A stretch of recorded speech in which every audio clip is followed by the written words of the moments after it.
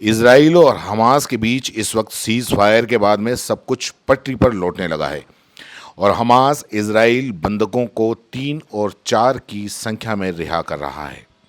तो दूसरी तरफ इसराइल को इसके बदले सैकड़ों फिलिस्तीनी कैदियों को छोड़ना पड़ रहा है। वहीं ढेर सारी मीडिया रिपोर्ट्स में इस बात के संकेत मिलने लगे हैं कि नेतन्याहू दबी आवाज़ में ही सही लेकिन फिलिस्तीनी कैदियों की रिहाई से खुश नहीं हैं। हालांकि अमेरिकी के दबाव में उन्हें ऐसा करना पड़ रहा है।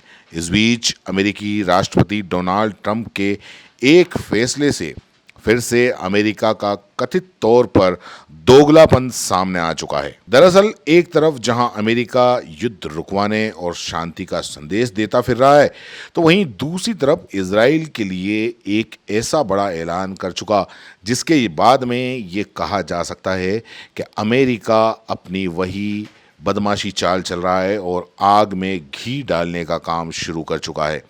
गौरतलब है कि बीते दिनों ही इजराइल की ओर से अमेरिका से 2000 पाउंड बमों की मांग की गई थी। इसके लिए उसने अमेरिका को कथित तौर पर भुगतान भी किया था, लेकिन अचानक पूर्व राष्ट्रपति बाइडेन की सरकार ने इजराइल को बम देने से रोक लगा दी और इसके कारण आईडीएफ को काफ़ी दिक्कतों का सामना करना पड़ा।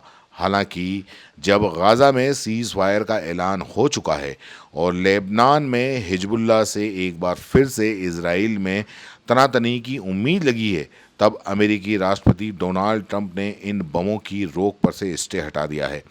वहीं राष्ट्रपति ट्रंप के फैसले के बाद से बेंजामिन नेतन्याहू गदगद नजर आ रहे हैं। उन्होंने बकायदा एक वीडियो संदेश भी जारी किया और साथ ही सोशल मीडिया प्लेटफॉर्म पर मैसेज भी साझा किया जिसमें उन्होंने इसके लिए राष्ट्रपति डोनाल्ड ट्रंप को धन्यवाद दिया। इजराइल प्रधानमंत्री बेंजामिन नेतन्याहू की ओर से जारी किए गए इस वीडियो संदेश में कहा गया, बता दें कि शुरुआत से ही अमेरिका इजराइल का सहयोगी रहा है, सत्ता में चाहे वो बाइडेन की सरकार रही हो या फिर राष्ट्रपति डोनाल्ड ट्रंप ही क्यों ना हो।